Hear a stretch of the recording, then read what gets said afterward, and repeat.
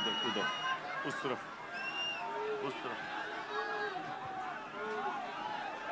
بسم اللہ الرحمن الرحیم ایاک نعبد و ایاک نستعین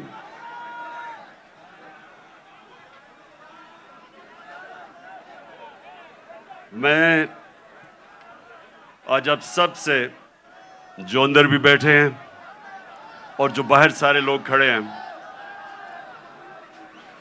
بیٹھ جاؤ تاکہ وہ دیکھ سکیں. بیٹھ جاؤ نا وہ دیکھ سکیں. جن صاحب بیٹھ جاؤ وہ دیکھ سکیں.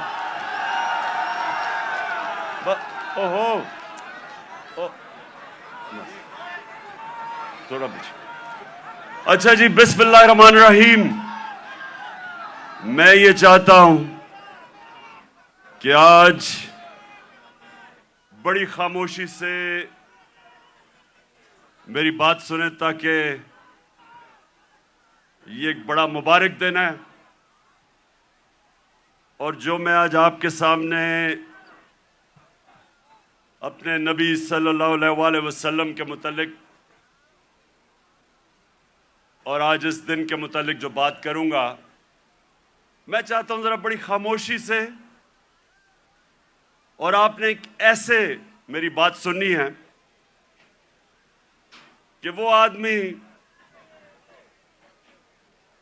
جو اپنے بچوں کو جس طرح سمجھانے کی کوشش کرتا ہے, سیدھے راستے پہ لگانے کی اپنے بچوں کو کوشش کرتا ہے, جس طرح باپ یا ماں باپ, وہ یہ نہیں کہ ماں باپ نے زندگی میں کوئی غلط کام نہیں کیے, یہ نہیں کہ ماں باپ کوئی فرشتے ہوتے ہیں, لیکن ماں باپ کی ہمیشہ یہ کوشش ہوتی ہے کہ ہم اپنے بچوں کو اپنی غلطیوں سے سیکھ کے ہم بچوں کو وہ سکھائیں تاکہ وہ غلطیاں نہ کریں جو ہم نے زندگی میں کی تھی. تو میری کوشش یہ ہے کہ آج اپنی زندگی جو میں نے 70 سال کی زندگی گزاری ہے, اس سے میں آپ کو, اپنی قوم کو, جس طرح میں اپنے بچوں کو بتاتا ہوں کہ میں نے زندگی سے کیا سبق سیکھے اور میری زندگی سیرت نبی سے بدلی کیسے. میں کوئی اسلام کا اسکالر نہیں ہوں, میں اپنے آپ کو کوئی عالم نہیں سمجھتا, میں اپنے آپ کو ایک طالب علم سمجھتا ہوں جو ہر روز سیکھنے کی کوشش کرتا ہے. لیکن اللہ کا شکر ہے کہ عاشق رسول ہونے کے لیے آپ کو کوئی ڈگری نہیں چاہیے.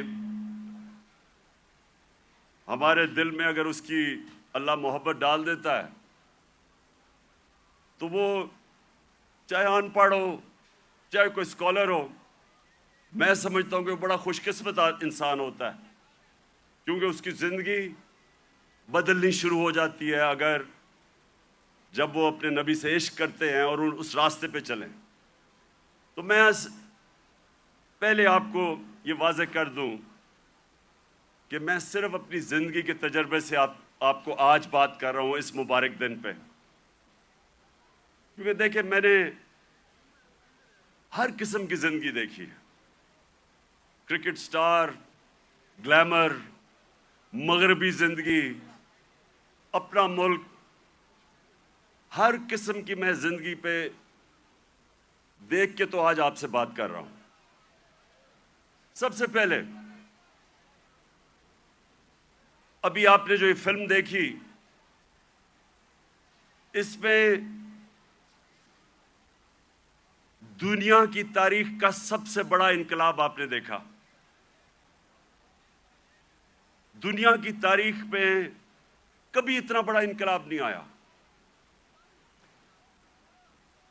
622 سب یہ تاریخ یاد کر لیں کہ 622 میرے پیارے نبی صلی اللہ علیہ وسلم ہجرت کرتے ہیں مدینہ، 632 وہ دنیا سے چلے جاتے ہیں، پردہ کر دیتے ہیں۔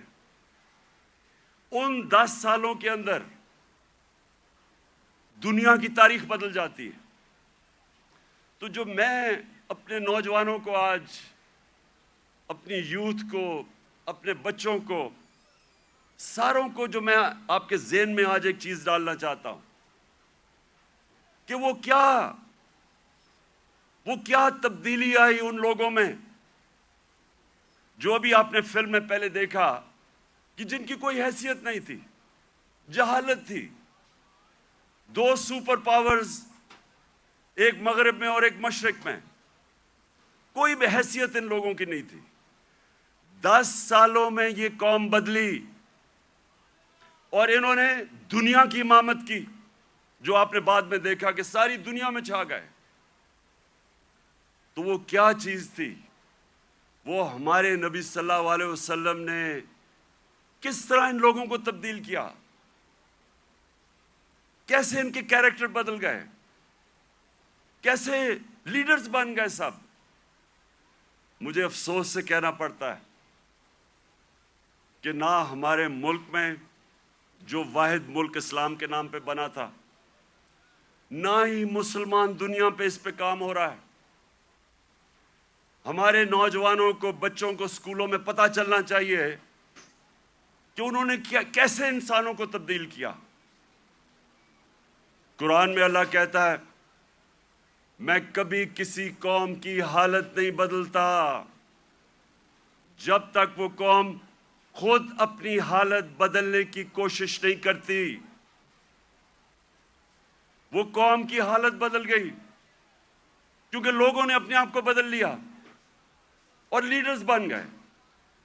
تو میں آج کوشش کروں گا کہ آپ کو میں پھر سے کہہ رہا ہوں، میں اسکالر نہیں ہوں، میں نے اپنی زندگی کے تجربے سے، جو میں نے مغرب کا پورا میں سسٹم اندر سے دیکھا ہوا ہے، تعلیم میں نے باہر لی، اس کے بعد ساری دنیا پھرا کرکٹ کی وجہ سے، پھر سیاست، پھر اپنا معاشرہ اندر سے دیکھا۔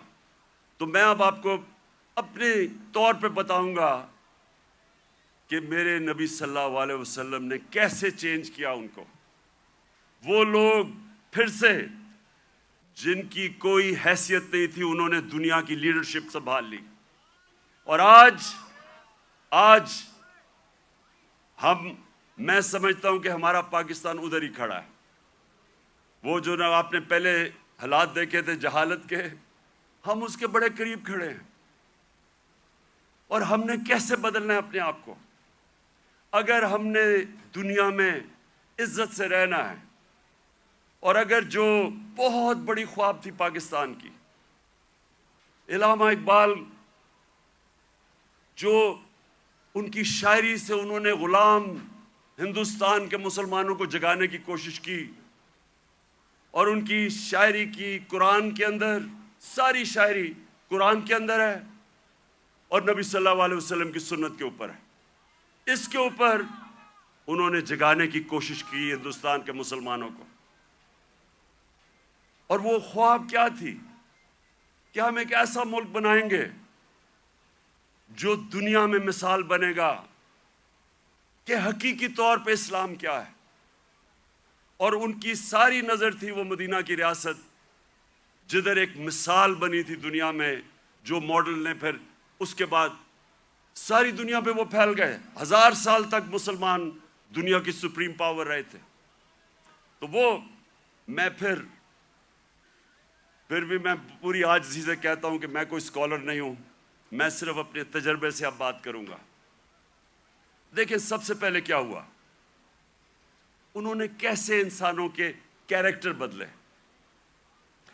انہوں نے کیا انہوں نے سب سے پہلے انسانوں کو آزاد کیا، ذہنی طور پہ آزاد کیا،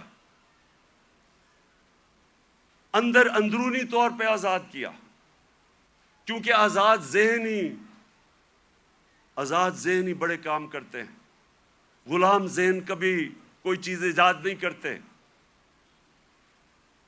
انوویشنز، انوینشنز نئی ایجاد جو چیزیں ہوتی ہیں وہ آزاد مائنڈ کرتے ہیں, غلام نہیں کر سکتا. ایک غلام اچھا غلام ہی بنتا ہے, کاپی کرتا ہے. آزاد ذہن بڑے کام کرتا ہے, اور اس کی وجہ کئی 100 سال تک سارے دنیا کے ٹاپ سائنٹسٹ مسلمان تھے, اور وہ اس کی بنیاد رکھی گئی مدینہ میں. تو سب سے پہلے انہوں نے کیا کیا؟ میری زندگی میں جو سب سے بڑی رکاوٹ ایک انسان کی پرواز میں ہے وہ ہے خوف. اور میں بار بار یہ اپنی قوم کو بتاتا رہتا ہوں کہ جو خوف کا بت ہے اس کا توڑنا بڑا ضروری ہے. تو میرے نبی صلی اللہ علیہ وسلم تو جو قرآن تھی وہ چلتے پھرتے قرآن تھے. تو قرآن کے اندر جو واضح طور پہ لکھا ہوا ہے کہ جو لوگ ایمان لے آئے اللہ ان کے خوف دور کر دیتا ہے. خوف کا سب سے بڑا خوف موت کا. اللہ نے کہا زندگی موت میرے ہاتھ میں ہے. لوگ ابھی بھی ڈرتے ہیں موت سے, جب پتہ ہے کہ اللہ نے فیصلہ کیا ہوا کہ جب میں چاہوں گا تم اس سے پہلے نہیں جاؤ گے. عزت ذلت اللہ کے ہاتھ میں. لوگ ڈرتے ہیں کہ ہم ذلیل ہو جائیں گے. میں جب سے سیاست شروع کی لوگ مجھے کہتے تھے جی سیاست بہت بری چیز ہے, آپ کو ذلیل کر دیں گے وہ. اور پھر رسک, لوگ اپنی نوکریاں نہیں چھوڑتے, غلط کام کرتے ہیں, غلط آرڈر لیتے ہیں صرف اس لیے کہ جی میری نوکری نہ چلی جائے, میرا رسک نہ چلا جائے. اللہ نے کہا وہ میرے ہاتھ میں ہے. یہ بڑا امپورٹنٹ ہے آپ کے لیے سمجھنا کہ وہ کیسے چینج آئے مدینہ کے لوگوں. وہ آزاد ہو گئے, ان کی پرواز اوپر جانی شروع ہو گئی. میں اپنی زندگی سے آپ کو بتاؤں, جیسے جیسے اللہ نے, اور جو اس کا سب سے بڑا تحفہ ہے ایمان کا, جیسے جیسے میں نے نبی صلی اللہ علیہ وسلم کی زندگی کو پڑھنا شروع کیا, سیرت نبی کو سمجھنا شروع کیا, تو یہ آہستہ آہستہ میرے بت ٹوٹتے گئے. یہ نہیں کہ میرے میں بھی خوف نہیں تھا, میرے میں بھی خوف تھا. مجھے بھی یہ ہوتا تھا کہ جی لوگ مذاق اڑائیں گے, لوگ ہنسیں گے آپ کے اوپر. مجھے بھی میں تو بلکہ زیادہ, مجھے بچپن میں بہت ہی شرم آتا تھا, تقریر ہی نہیں ہوتی تھی لوگوں کے سامنے. تو مجھے ہمیشہ خوف ہوتا تھا کہ اچھا جی لوگ مذاق اڑائیں گے. جیسے جیسے ایمان آتا گیا, میں نے نبی کی سیرت سمجھتا گیا, آہستہ آہستہ یہ بت ٹوٹتے گئے. پہلا بت جو میرا ٹوٹا وہ یہ کہ یہ جی آپ ذلیل ہو جائیں گے, آپ کو اگر پالیٹکس میں آئیں گے آپ ذلیل ہو جائیں گے. یہ جو بت ہے یہ میں آپ سب کو آج بتا رہا ہوں, یہ اس لیے کہ ہماری ایمان کمزور ہوتا ہے. آج جتنا مجھے, جب سے میں سیاست میں آیا ہوں, جتنا مجھے برا بھلا کہا گیا, اگر مجھے ذلت کا ڈر ہوتا تو میں بڑی پہلے چھوڑ کے چلا گیا ہوتا. جس طرح کہ میرے اوپر ذاتی اٹیکس, ہر قسم کے میرے اوپر, جس طرح کی انہوں نے گندگی میرے اوپر پھینکی ہے 20 سالوں میں, 26 سالوں میں, کسی اور سیاستدان پہ نہیں پھینکی.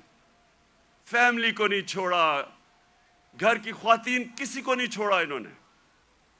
لیکن کیا یہ اب آپ کے سامنے ہے, میں اپنی ساری قوم کے سامنے کہہ رہا ہوں, کیا مجھے انہوں نے ذلیل کرنے میں کامیاب ہو گئے؟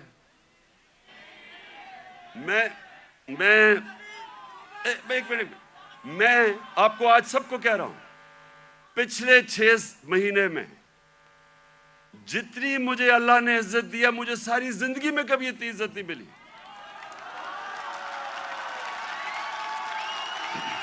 تو اس کا تو میں آپ کے سامنے ہوں. سنیں غور سے سنیں.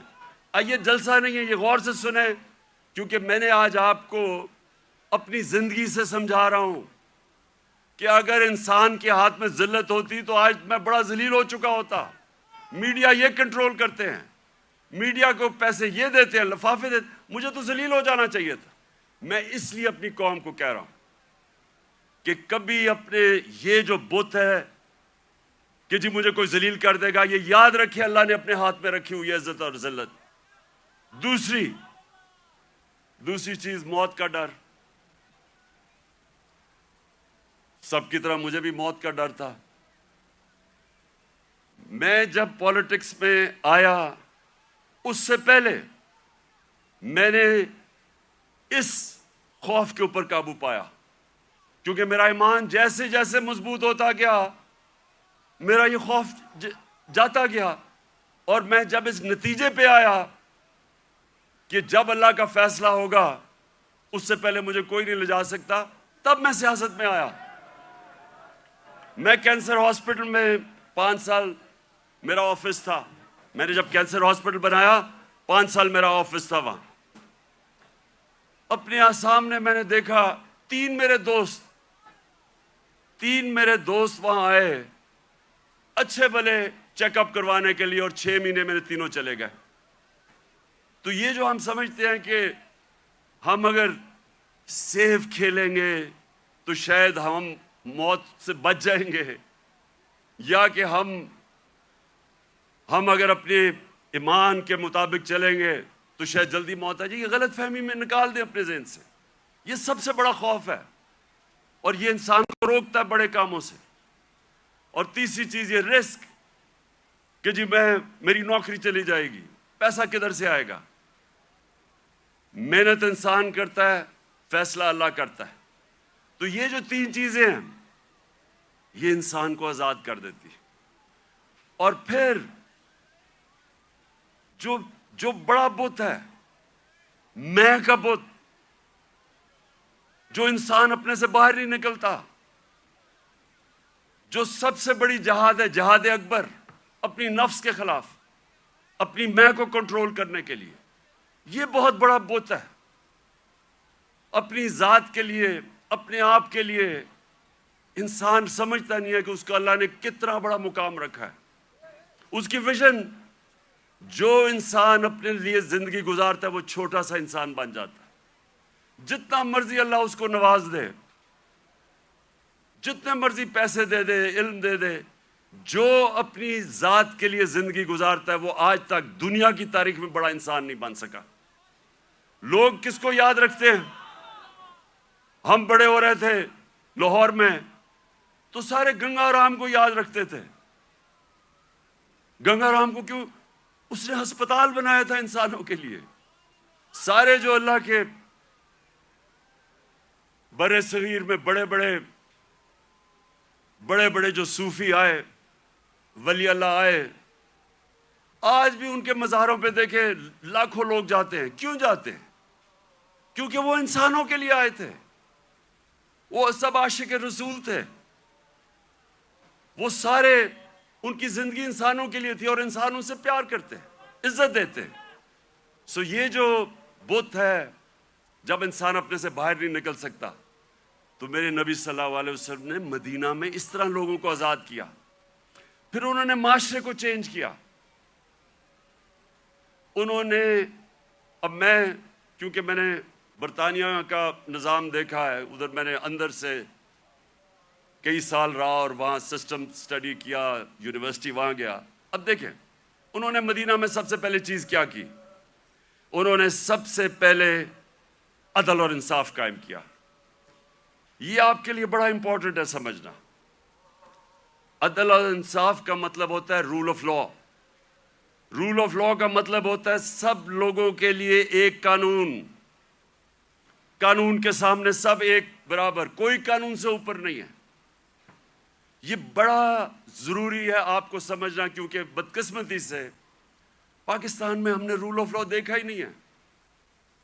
میں جب شروع میں گیا برطانیہ تو پہلی دفعہ میں نے رول آف لا دیکھا، کوئی قانون کے اوپر نہیں۔ وہ جا رہا، ان کا جو پرائم منسٹر ہے اس کی جرت نہیں ہے قانون توڑنے کی۔ ہم نے جب شروع میں دیکھا، جو ان کا برطانیہ کا جو شہزادہ تھا پرنس چارلز، اس کو ٹریفک وارڈن نے روک کے فائن کر دیا، وہ سپیڈ کر رہا تھا۔ وہاں کوئی قانون سے اوپر نہیں تھا۔ ابھی آپ نے دیکھا کہ برطانیہ کا پرائم منسٹر، جو کہ باہری اکثریت سے جیتا تھا، اس کو صرف نکال دیا گیا اس وجہ سے کہ انہوں نے کہا کہ اس نے جو لوگوں کے لیے قانون بنایا تھا سوشل ڈسٹنسنگ کا کرونا کے دوران، اس نے اس کے اوپر عمل نہیں کیا، اس پہ نکال دیا۔ قانون کی بالادستی اور یہ میرے نبی صلی اللہ علیہ وسلم نے مدینہ میں کہا کہ میری بیٹی بھی اگر جرم کرے گی تو اس کو سزا ملے گی، کوئی قانون سے اوپر نہیں ہے۔ انہوں نے جو عدل اور انصاف کا نظام قائم کیا، یہ یاد رکھیں کہ پہلے عدل اور انصاف آیا پھر خوشحالی آئی، یہ نہیں کہ پہلے خوشحالی آئی اور پھر انصاف ہوا۔ انصاف کی وجہ سے خوشحالی آتی ہے معاشرے میں۔ جو آج دنیا کے اندر ایک انڈیکس ہے، اسے کہتے ہیں رول آف لا انڈیکس، کہ کن معاشروں میں دنیا میں قانون کی بالادستی ہے اور کن معاشروں کے اندر جنگل کا قانون ہے، یعنی جس کی لاٹھی اس کی بھینس۔ آپ کو حیرت ہوگی سن کے کہ جس ملک میں سب سے زیادہ قانون کی حکمرانی ہے، یعنی انصاف ہے، جو مدینہ کی ریاست میں قائم کیا گیا، وہ ہے سوئٹزرلینڈ۔ سوئٹزرلینڈ میں 99.9% رول آف لا انڈیکس ہے، یعنی مکمل انصاف ہے وہاں کوئی انسان قانون کے اوپر نہیں ہے۔ سب سے خوشحال جگہ ہے سوئٹزرلینڈ، وسائل ہے ہی نہیں، اور سب سے کم رول آف لا انڈیکس پہ کون ہے؟ نائجیریا، 7%، وہ ہے تقریباً 100%، وہ ہے 7%۔ نائجیریا سب سے زیادہ افریقہ میں تیل نائجیریا میں ہے، اسے تو بڑا امیر ہونا چاہیے وسائل کے حیثیت سے۔ سوئٹزرلینڈ میں تو سوائے گائے اور پہاڑوں کے ہے ہی کچھ نہیں، وہ سب سے خوشحال ہے۔ اور نائجیریا میں سب سے زیادہ غربت ہے، کیونکہ قانون ہی نہیں ہے، انصاف ہی نہیں ہے۔ وہاں بھی اوپر تکڑے لوگ بیٹھے ہوئے ہیں جو کہتے ہیں ہم قانون کے اوپر ہیں، قانون صرف کمیوں کے لیے ہے۔ ادھر بھی کوئی وہ ملک جدھر افریقہ میں سب سے زیادہ تیل ہے، وہاں غربت ہے، کیونکہ صرف 7% رول آف لا انڈیکس ہے۔ اور آپ کو افسوس ہوگا کہ تقریباً ساری مسلمان دنیا 20% سے کم ہے، پاکستان بھی 10% سے کم ہے، ہمارا یہ حال ہے۔ تو کیسے خوشحالی آئے گی؟ کیونکہ ہم نے جو میرے نبی صلی اللہ علیہ وسلم نے مدینہ کی ریاست میں جو پرنسپل سیٹ کیے تھے، نمبر 1 تھا انصاف۔ وہ آپ کے سامنے تماشا ہو رہا ہے ملک میں، جو طاقتور ہے وہ اپنا ہی پروسیکیوٹر بھی رکھ رہا ہے، نیب کا ہیڈ بھی اپنا، FIA بھی، اور بچتے بھی جا رہے ہیں، اور جیلوں کے اندر پھنسے ہوئے بیچارے غریب لوگ۔ آپ جیلوں والے جو غریب لوگ ہیں انہیں بھی کہیں جی اپنا پروسیکیوٹر لا لیں، وہ سارے بچ جائیں گے۔ اور پھر یہ بار بار میں اپنی قوم کو وہ حدیث سناتا ہوں کہ میرے نبی نے کہا، نبی صلی اللہ علیہ وسلم نے کہا کہ تمہارے سے پہلے بڑی قومیں تباہ ہوئیں جدھر چھوٹے چوروں کو جیلوں میں ڈالتے تھے اور بڑے ڈاکوؤں کو آپ پکڑتے نہیں تھے۔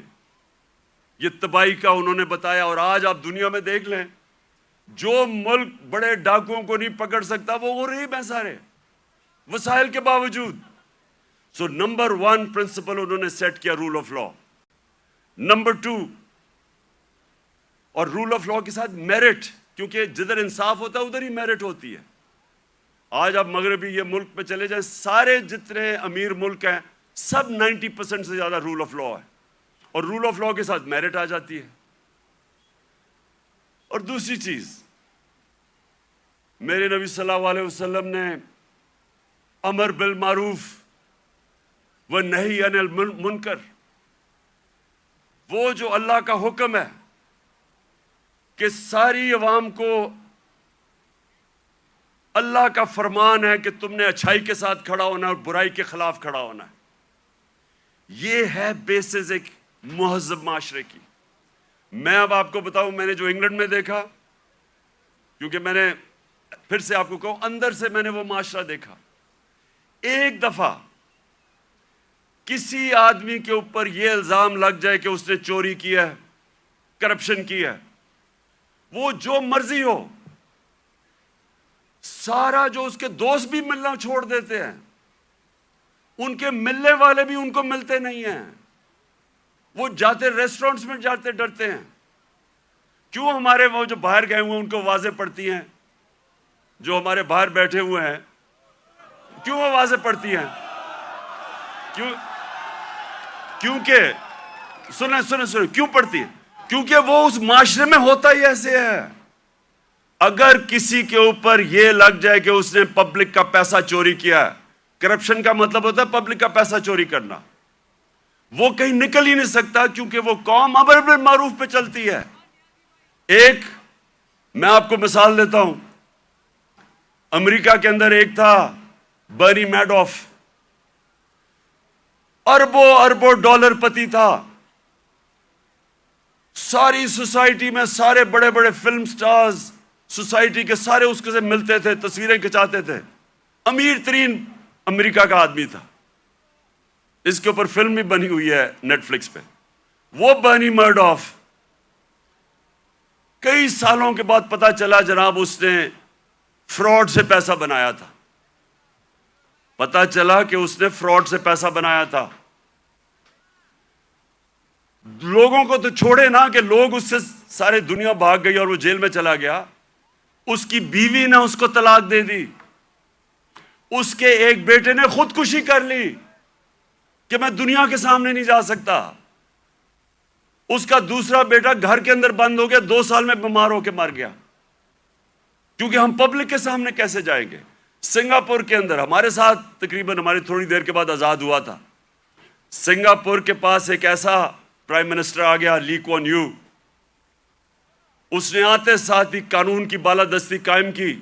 سنگاپور اور پاکستان کا ایک ہی جتنا تھا ہمارا جو اوسط آمدنی پر کیپٹا انکم ہماری اور سنگاپور کی ملتی تھی، ایک ہی جتنی تھی. آج 60 کی دہائی میں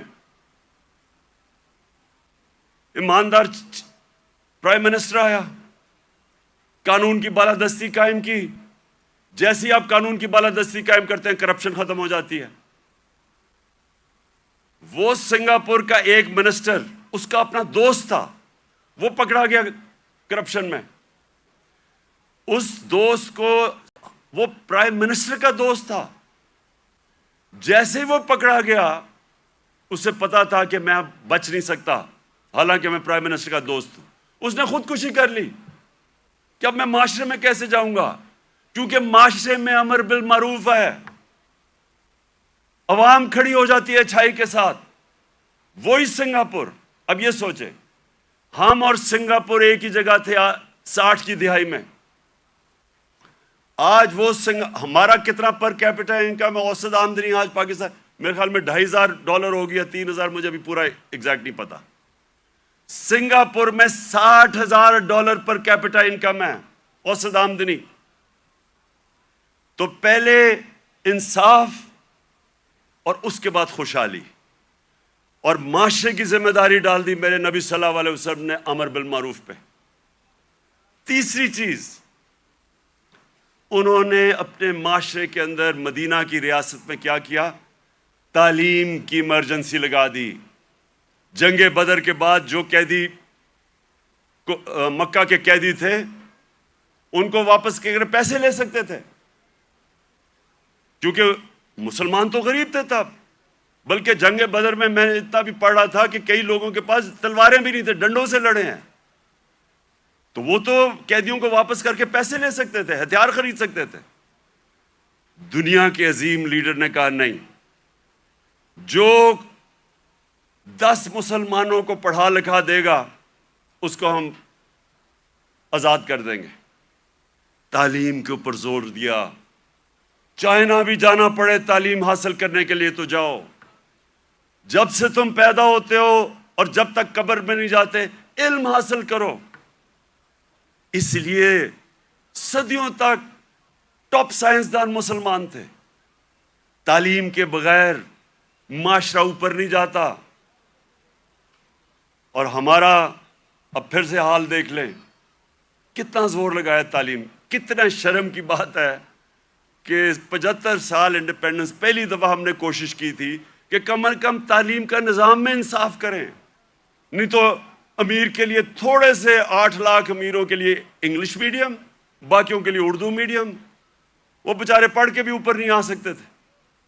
ایک تعلیمی نظام جو غریب کو غریب کرتا تھا، جو ملک میں नाइंसाफी फैलाता था। وہ ہم نے کوشش کی، پتہ نہیں اب اس حکومت نے وہ ختم کر دیا ہوگا کہ ایک ہی نصاب 5 کلاس تک اور اوپر تک لے کے جا رہے تھے، لیکن تعلیم،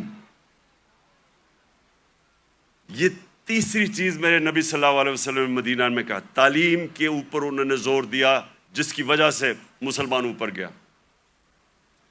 اور پھر فلاحی ریاست، انسانیت کا نظام، دنیا کی تاریخ میں پہلی دفعہ انہوں نے ایک فلاحی ریاست بنائی، اور یقین کریں مجھے پتہ ہی نہیں تھا فلاحی ریاست کیا ہوتی ہے جب تک میں برطانیہ نہیں گیا۔ میں جب پہلی دفعہ برطانیہ گیا، میں نے پہلی دفعہ فلاحی ریاست دیکھی، کسی مسلمان ملک میں نہیں دیکھی۔ جو انہوں نے مدینہ کی ریاست میں پہلی دفعہ انسانیت کا نظام لے کے آئے تھے کہ کوئی کمزور آدمی، اس کی ریاست نے ذمہ داری لی تھی، غریبوں کی۔ آپ حیران ہوں گے کہ جو پینشنز تھیں، بوڑھوں کی بھی ذمہ داری پہلی دفعہ دنیا کی تاریخ میں مدینہ کی ریاست نے لی تھی، یتیموں کی، معذوروں کی، بیواؤں کی۔ ایسا نظام کبھی پہلے نہیں آیا تھا۔ تو اسٹیٹ نے انسانیت کا نظام لے کے آیا، اور مجھے افسوس سے کہنا پڑتا ہے کہ آج آپ یورپ چلے جائیں، میں نے اسکینڈینیویا جو بہترین، میں سمجھتا ہوں کہ اس نظام کے قریب مدینہ کے ریاض جو میں نے دیکھا ہے وہ ڈینمارک، سویڈن، ناروے۔ آپ وہاں دیکھیں، آپ اپنے پاکستانی رہتے ہیں وہاں، ان سے پوچھے تو صحیح کہ انسانیت کیا ہوتی ہے۔ میں بار بار کہتا ہوں، وہ اپنے جانوروں کا ہمارے سے بہتر دھیان رکھتے ہیں۔ وہ حضرت عمر کا قول تھا کہ اگر کتا بھی بھوکا مرے میری ریاست میں تو میں ذمہ دار ہوں۔ آج ادھر آپ دیکھ لیں، ان کا RSPC ہے، کتے آپ کو سڑکوں پہ نہیں نظر آئیں گے، وہ ان کو ہومز دیتے ہیں، ان کو کھلاتے ہیں پلاتے ہیں۔ یعنی وہ جو ہم نے دنیا میں شروع کیا تھا، جو میرے نبی صلی اللہ علیہ وسلم نے انسانیت کا نظام دنیا میں شروع کیا تھا، وہ آج ان ملکوں میں مل رہے ہیں جو مسلمان نہیں ہیں۔ اور یہ یاد رکھیں، یہ کبھی نہیں ہمیں بھولنا چاہیے کہ اللہ نے خطاب میرے نبی صلی اللہ علیہ وسلم کو رحمت للعالمین کہا تھا، سب انسانوں کے لیے رحمت بن کے آئے تھے، جس طرح میرا رب رب العالمین ہے۔ اس کا کیا مطلب ہے؟ سب سے پہلے تو جو میثاق مدینہ تھا، انسانوں کو اکٹھا کیا گیا۔ جو میثاق مدینہ چارٹر، مدینہ کا جو چارٹر تھا، جو پہلی کانسٹیٹیوشن تھی، بلکہ دنیا میں کہتے ہیں کہ دنیا میں پہلی کانسٹیٹیوشن تھی، اس میں انسانوں کو اکٹھا کیا گیا۔ وہاں عیسائی تھے، وہاں مسیح برادری تھی، وہاں یہودی تھے، ان سب کو اکٹھا کیا گیا۔ انسانوں کو تقسیم نہیں کیا گیا، اکٹھا کیا گیا۔ تو یہ لیڈر کی نشانی ہوتی ہے کہ لوگوں کو، انسانوں کو اکٹھا کرتا ہے، تقسیم نہیں کرتا۔ لیکن اس کا ایک اور بھی مطلب ہے کہ جو بھی معاشرہ میرے نبی صلی اللہ علیہ وسلم کے احکامات پہ چلے گا، جو بھی ان کی سیرت پہ چلے گا، وہ مسلمان ہیں یا نہیں ہیں، اللہ کی ان کی برکت آ جائے گی ان کے اوپر، کیونکہ وہ رحمت للعالمین تھے۔ اگر صرف ان کی سیرت پہ چل کے مسلمانوں کو ہی فائدہ ہونا تھا تو اللہ ان کو رحمت للعالمین نہ کہتے، رحمت للمسلمین ہوتے وہ۔ تو اس لیے آج اگر آپ دیکھتے ہیں ملکوں کی خوشحالی، آپ دیکھیں کہ کتنی طور پہ وہ میرے نبی صلی اللہ علیہ وسلم کی سیرت پہ چل رہے ہیں۔ آپ کو حیران ہوں گے کہ جب ہم نے بھی شروع میں پڑھا، ہم بھی حیران ہوئے۔ میں نے بہت پہلے پڑھا، محمد عبدو بڑا اسکالر تھے، بہت بڑے عالم تھے اسلام کے۔ وہ جب پہلی دفعہ یورپ کوئی 125 سال پہلے گئے اور مصر سے گئے، تو جب وہ مصر واپس آئے، انہوں نے کیا کہا؟ انہوں نے کہا میں یورپ گیا تھا، وہاں مسلمان تو نہیں نظر آئے، لیکن بڑا اسلام نظر آیا۔ اور جب واپس مصر آئے تو کہتے مسلمان تو بہت ہیں، اسلام بہت کم نظر آ رہا ہے۔ تو ہم پاکستانی جدھر آج کھڑے ہیں، ہمارے پاس ایک راستہ ہے، اور میں اس لیے آج میں چاہتا ہوں کہ اس مبارک دن ہم عشق کرتے اپنے نبی صلی اللہ علیہ وسلم سے، لیکن ہم انہوں نے جو ان کی سیرت پہ عمل نہیں کرتے، اور اس کی وجہ سے ہمارے حالات اچھے نہیں ہیں۔ اور میرا یہ ایمان ہے کہ جب تک ہم وہ جو انہوں نے راستہ بتایا اس پہ نہیں چلیں گے، ہمیں عزت نہیں ملنے لگی۔ پرائم منسٹر باہر جاتا ہے اور بھیک مانگ رہا ہوتا ہے، جی مجھے پیسے دے دو نہیں تو ہمارا ملک تباہ ہو جائے گا۔ سب 22 کروڑ لوگوں کے لیے، ہم سب کے لیے شرمناک ہے کہ وہ ملک جس کا نعرہ تھا پاکستان کا مطلب کیا، لا الہ الا اللہ، یہ بڑا نعرہ ہے، یہ دعویٰ ہے بہت بڑا، یہ اللہ سے وعدہ ہے کہ اللہ تیرے سوا کوئی خدا نہیں ہے، وہ آج ایسے پھر رہا ہے دنیا میں، کوئی آتا ہے گورے رنگ کا، کوئی باہر سے آ جاتا ہے، سارے گر جاتے ہیں اس کے سامنے۔ نہ عزت ہے، نہ آزادی ہے۔ جو حکم ملتا ہے کہ اچھا جی روس سے تیل نہیں لینا، ہم نہیں لیتے کیونکہ حکم آیا باہر سے۔ تو میرے پاکستانیوں، ہمیں آج اس مبارک دن پہ اپنے ریفلیکٹ کرنا ہے، غور اور فکر کرنا ہے کہ ہم نے کیسے اس قوم کو اس قوم ادھر پہنچانا ہے جس کے لیے یہ ملک بنا تھا۔ یہ ملک اس لیے نہیں بنا تھا کہ تھوڑے سے لوگ، 1% لوگ امیر ہو جائیں اور پیسے بنائیں اور قانون کے اوپر چلے جائیں اور باقی لوگ ان کی غلامی کریں، اس لیے نہیں ملک بنا تھا۔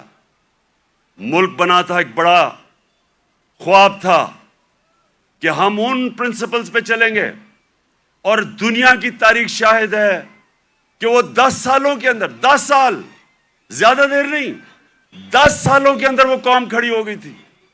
پہلے 4-5 سال تو مشکل سے، پہلے 4-5 سال تو امہ سروائیو کر رہی تھی بڑی مشکلوں سے، کبھی جنگ احد، پھر جنگ خندق، بڑی مشکلوں سے امہ نے اپنے آپ کو بچایا، قربانیاں دے کے اپنے آپ کو بچایا۔ اس کے بعد وہ پھر ان کا عروج شروع ہوا۔ قومیں قربانیاں دے کے بنتی ہیں، قومیں بھیک مانگ کے اور قرضے دے کے اور دوسروں کے سامنے ذلیل ہو کے نہیں قومیں بنتی۔ قومیں بنتی ہیں جب، جس طرح دنیا کے عظیم لیڈر نے اپنی مثال دی کہ جب جنگ خندق کے اندر مشکل وقت تھا، کھانا پینا نہیں تھا کیونکہ وہ چاروں طرف مکہ کے وہ کفار نے گھیرا ہوا تھا ان کو، تو لوگوں کو کہا پیٹ ایک پتھر باندھو پیٹ پہ، اپنے پیٹ پہ 2 پتھر باندھے ہوئے تھے۔ لیڈر نے قربانی دے کے اپنی قوم کو کھڑا کیا تھا۔ اور یہ وہ قوم، اللہ نے جس کو ہر قسم کی نعمتیں بخشی ہیں ہمیں، 12 موسم، ہر قسم کی، یہاں آپ کو اندازہ ہی نہیں ہے۔ میں تو 3.5 سال میں اقتدار میں پتہ چلا کہ اللہ نے کیا دیا ہے۔ لیکن ہمیں کیریکٹر چاہیے، ایک کیریکٹر چاہیے ایک بڑی قوم بننے کے لیے، جو ہمارے نبی صلی اللہ علیہ وسلم نے ان کو آزاد کیا تھا، ان کا کیریکٹر اٹھایا تھا۔ ایسا کیریکٹر تھا کہ انڈونیشیا اور ملیشیا کے اندر کوئی مسلمان فوج نہیں گئی، صرف مسلمان تاجروں کی وجہ سے، ان کے کیریکٹر کو دیکھ کے لوگ مسلمان ہو گئے۔ حضرت معین الدین چشتی جب راجپوتانہ میں آئے تو وہاں تو کوئی مسلمان ہی نہیں تھا، راجپوتانہ میں تو کوئی مسلمان نہیں تھا۔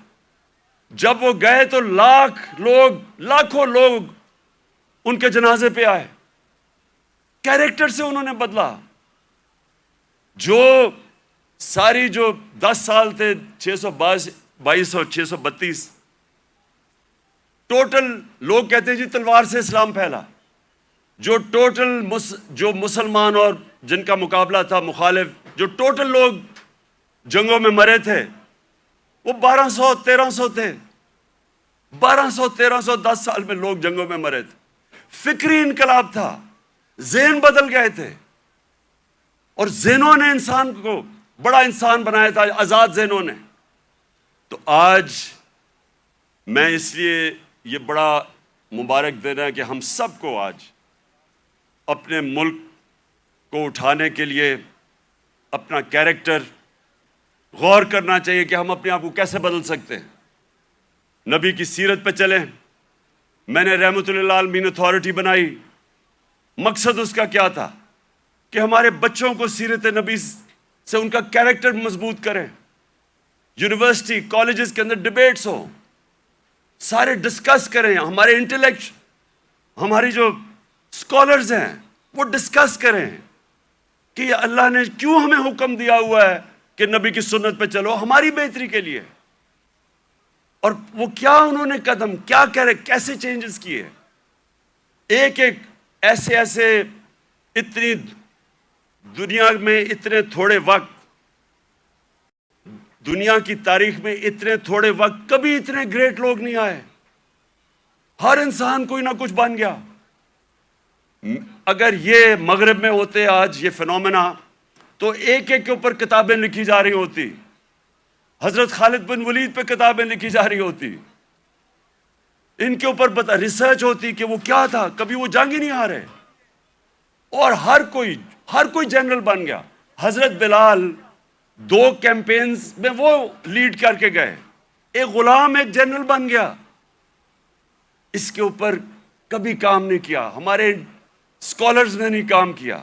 رحمت اللہ عالمین اتھارٹی کا مطلب ہی یہ تھا کہ اسکالرشپ آئے اور وہ کام کرے اس پہ، تاکہ اپنے یوتھ کو تو بتائے، کیونکہ اگر آپ نہیں بتائیں گے ان کے اوپر تو مغربی کلچر کی جلغار ہوئی ہے۔ موبائل فون سے بچوں کو وہ مٹیریل مل رہا ہے جو انسانی تاریخ میں نہیں بچے اب کو ملا۔ تو جب تک آپ ان کو سیرت نبی سے ان کو مضبوط نہیں کریں گے، وہ کیسے، یہ جو اتنا آنسلاٹ ہے ایک وہ کلچر کا جو بالکل مختلف ہے ہمارے دین سے، ہماری تاریخ سے، ہمارے کلچر سے، وہ کیسے مقابلہ کریں گے ان کو جب تک ان کو آپ مضبوط نہیں کریں گے۔ وہاں تو جو کلچر آ رہا ہے ٹیلی فون سے، میں ابھی آپ کو بتا دیتا ہوں، وہ یہ کہہ رہا ہے کیونکہ ٹیکنالوجیکلی وہ اتنے آگے نکل گئے ہیں، اس کا مطلب ہر چیز میں وہ آگے ہیں، اس کا مطلب ہمارا دین بھی آؤٹ ڈیٹ ہو چکا ہے، ہمارا کلچر بھی آؤٹ ڈیٹ ہو چکا ہے۔ تو بیچارے ان کو کاپی کرنا شروع کر دیتے ہیں بچے، اور غلطی ہماری ہے کیونکہ ہم ان کو بتا ہی نہیں سکے کہ دوسرا ہمارا ہے کیا، جو علامہ اقبال کوشش کرتے رہے۔ تو یہ رحمت اللہ عالمین اتھارٹی کا مقصد ہی یہ تھا کہ ہم ابھی سے اپنے بچے، کالج اسٹوڈنٹس، یوتھ، ان کو تیار کریں کہ 21ویں صدی میں آپ نے کیسے آپ نے فیس کرنا دنیا کو۔ ماں خاص طور پہ ماؤں کے اوپر جو اب پریشر ہے، مجھے تو پتہ ہے کیا پریشر پڑا ہوا ہے یہ موبائل فون کی وجہ سے، جو بچوں کے لیے اب آ گیا۔ تو اس لیے میں آج اس دن پہ اپنی ساری یوتھ کو کہتا ہوں کہ اگر ابھی تک ہمارے ایجوکیشن سسٹم آپ کو تعلیم نہیں دے سکا جو آپ کو ملنی چاہیے، اور انشاءاللہ ہم جب بھی واپس آئیں گے اور اللہ نے جب کیا تو رحمت اللہ عالمین اتھارٹی کو ریوائیو کریں گے، اسکالرشپ ریوائیو کریں گے، بچوں کو تیار کریں گے۔ اور میں یہ چاہتا ہوں، دیکھیں آخری بات میری جو آخری بات ہے وہ یہ سن لیں، یہ تو اللہ کا سب سے بڑا تحفہ ہے کہ وہ کسی کو ایمان دیتا ہے یا نہیں دیتا۔ کوئی کسی کو زبردستی دین میں نہیں لا سکتا، لیکن ہمارا فرض یہ ہے کہ کم از کم ہم اپنی یوتھ اور بچوں کو ان کی فاؤنڈیشن تو بنا دیں، ان کی بنیاد تو رکھ دیں، ان کو بتا تو دیں کہ آپ کا دین، اور خاص طور پہ شروع ہمیشہ سیرت نبی سے کریں، اس کے بعد قرآن کی تعلیم دیں۔ سیرت نبی ایک ایسی چیز ہے جو میں اپنے آپ سے کہہ رہا ہوں کہ میری تو پہلے مجھے نبی کی سیرت میں نے پڑھی اور سمجھی، ان کی تاریخ، ان کی زندگی، پھر مجھے قرآن کی سمجھ آئی۔ اس سے پہلے مجھے قرآن کی سمجھ ہی نہیں آتی تھی۔ تو جب تک مجھے سیرت نہیں پڑھی پھر مجھے سمجھ آنی شروع ہوئی۔ تو دونوں پڑھانی چاہیے، لیکن ابھی سے ہی ہمیں میں اپنے یوتھ کو اب کہتا ہوں کہ کتابیں پڑھیں، نبی صلی اللہ علیہ وسلم کی زندگی پڑھیں، سمجھیں کہ وہ دنیا میں کیا ہوا تھا۔ کبھی دنیا کی تاریخ میں ایسا فنومنا نہیں آیا اور اس کے بعد جو پھر اللہ آپ کو ہدایت کرتا ہے نہیں وہ آپ کی قسمت ہے, لیکن کم از کم اس سے آپ تیار ہو جائیں گے دنیا 21ویں صدی کا مقابلہ کرنے کے لیے. بہت بہت شکریہ.